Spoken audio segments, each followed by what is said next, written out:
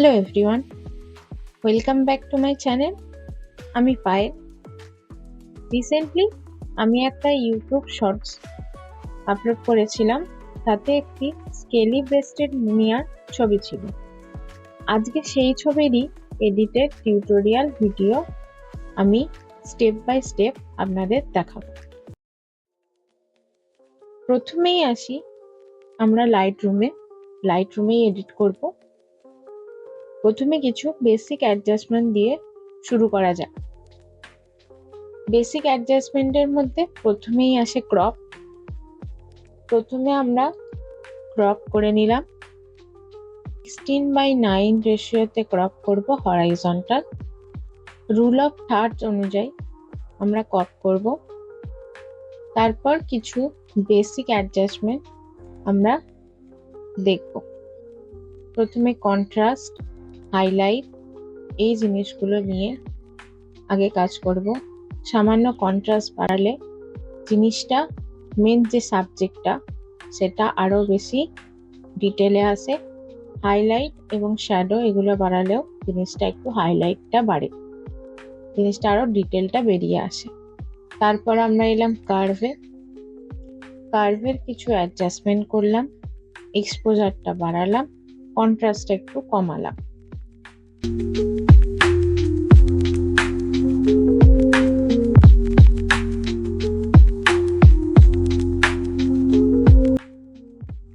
তারপর আমরা নিয়ে নেব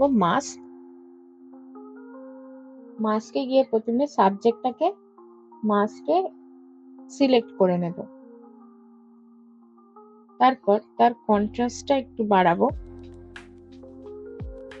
তারপর আমি নিলাম পয়েন্ট কার্ভের ভেতরেই আসছে এই পয়েন্ট কার্ভে প্রথমে হালকা লাইটিং এ শুধু সাবজেক্টটার উপর, যেহেতু এটা মাস্কিং হচ্ছে তাই তার লাইটটা একটু হাইলাইট করলাম যাতে ডিটেলসটা আরো ভালো বোঝা যায়। তারপর আমি টেক্সচারে এলাম, এফেক্ট থেকে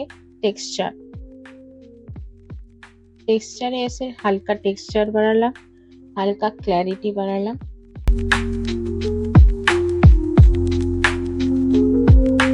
এডিটের জন্য যতটুকু প্রয়োজন শুধু ততটুকুই এডিট দরকার। এডিট বেশিও করার দরকার নেই, আবার খুব কম করারও দরকার নেই, যতটা প্রয়োজন ততটাই দরকার। তারপর আমি নিলাম পয়েন্ট কালার অপশনটা থেকে সিলেক্ট কালার করলাম, যেটা সাবজেক্টের মেন কালারটা কিছুটা এনহ্যান্স করার জন্য কালারটাকে স্যাচুরেশনটা হালকা বাড়ালাম, লুমিনেন্সটা হালকা বাড়ালাম, এতে এর রংটা আরো ভাইব্রেট হয়ে আসবে। তারপর আমরা সেকেন্ড মাস্ক নিলাম ব্যাকগ্রাউন্ডটা সিলেক্ট করে নিলাম, এতে শুধু ব্যাকগ্রাউন্ডটার উপরই কাজ হবে। ব্যাকগ্রাউন্ডটা হালকা যা বেসিক অ্যাডজাস্টমেন্ট করার দরকার সেইগুলো করলাম। কার্ভে গিয়ে আমি পয়েন্ট বাড়ালাম।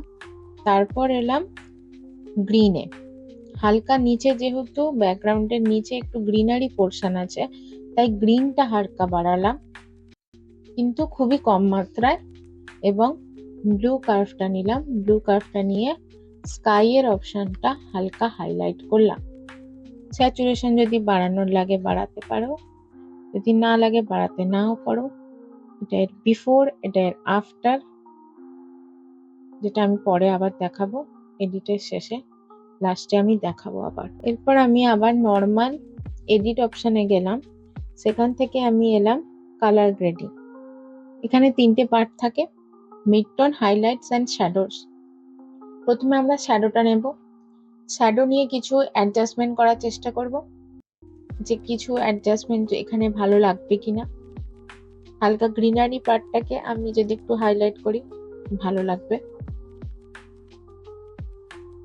মিডটোনটা আমি করছি, মিডটোনটা একটু বড্ড বেশি স্যাচুরেটেড হয়ে যাচ্ছে, তো আমাদের দেখতে হবে যেন ওভার স্যাচুরেটেড না হয়ে যায় বা কালার অনেক বেশি ওভার ফ্লিপ না করে যায়।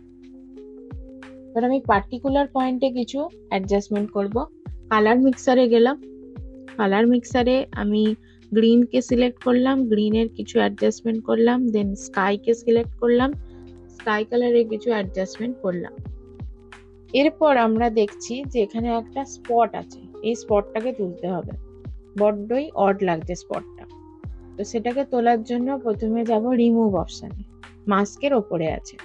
রিমুভ অপশানে গিয়ে আমরা হিল সিলেক্ট করলাম। হিল সিলেক্ট করে আমি ব্রাশ সাইজ ঠিক করলাম। ব্রাশ সাইজ ঠিক করার পর এন্টার মারলে ওটা রিমুভ হয়ে যাবে। তো আমাদের এডিট কমপ্লিট হয়েছে। এটা বিফোর, এটা আফটার, এটা বিফোর, এটা আফটার। ভিডিওটি ভালো লাগলে নিজের ফটোগ্রাফার মেটদের সাথে শেয়ার করবেন, বন্ধুদের সাথে শেয়ার করবেন।